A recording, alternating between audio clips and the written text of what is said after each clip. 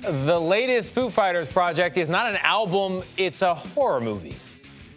There's this weird dude in the yard creeping around. What kind of dude? Some weird guy who's like trimming the hedges and stuff. The killer Gardner of Encino. Wouldn't be surprised in this house.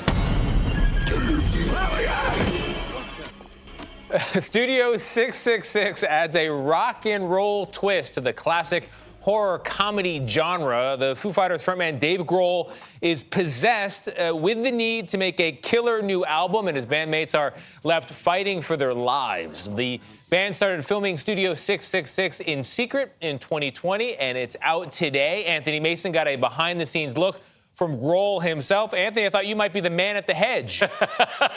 Good guess. Good morning. After 27 years together, the members of the Foo Fighters are used to wild ideas falling into their laps.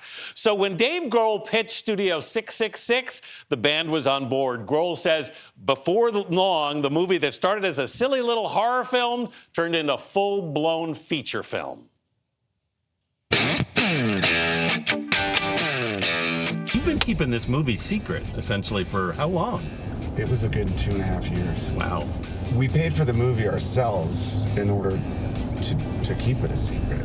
Driving through L.A., This is Encino. Dave Grohl took us to the scene of the Foo Fighters' first horror film. Is this the house? This is the house. Yeah. This is the gate. The gate's pretty ominous. I mean, the thing wrote itself. If you think about it, like the band moves into a creepy house to record and everyone gets killed. If there were a place to do it, we found it. Yeah. Do you guys get this overwhelming sense of death? In the film, the band rents the dilapidated mansion to record an album.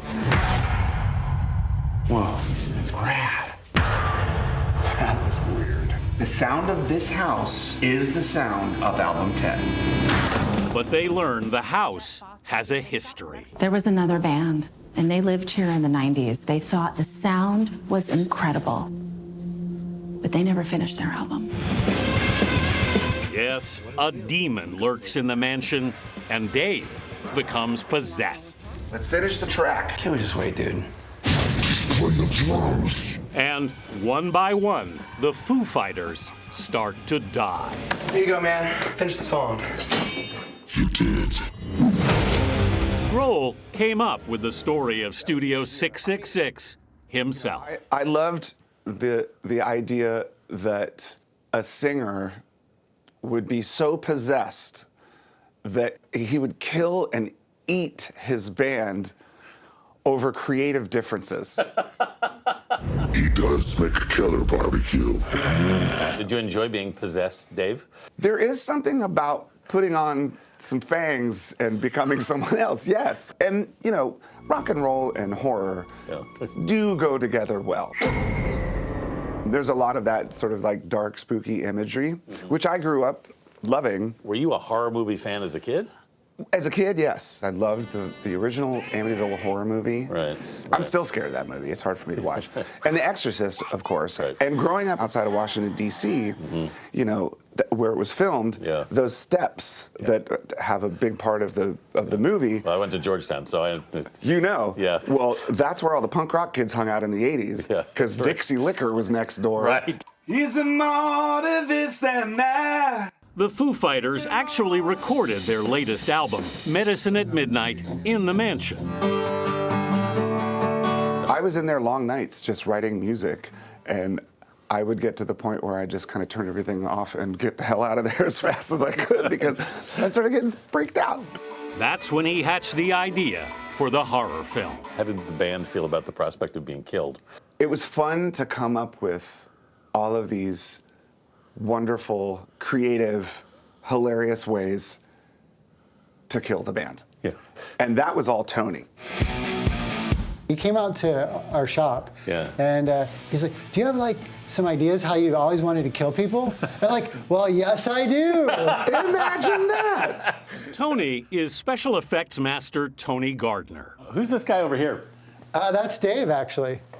That's Dave's look. I mean, can't you see?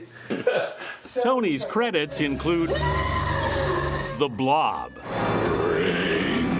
The Return of the Living Dead, and Hocus Pocus. Tony's a legend. If you've ever watched the Thriller video, there's the zombie walking and his arm falls off.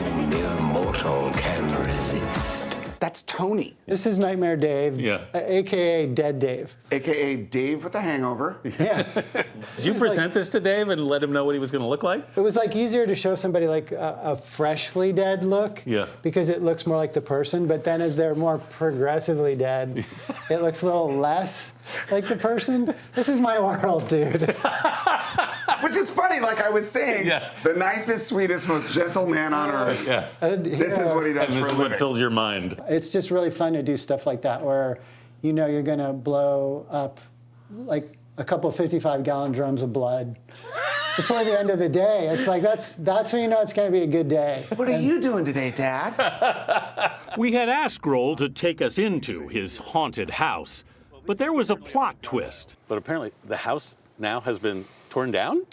Evidently, the house has been torn down. I didn't know this until yesterday. Dave had to take a peek through the gate. What do you see? Well, a lot of dirt. It might be more spooky now.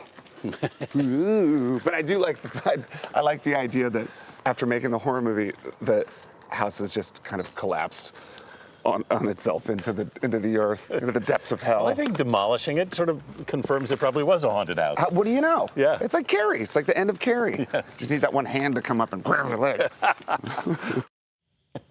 He's funny. Dave Grohl also recorded a thrash metal album as Dream Widow, which is the band that haunted him in the movie. That will be coming out very soon.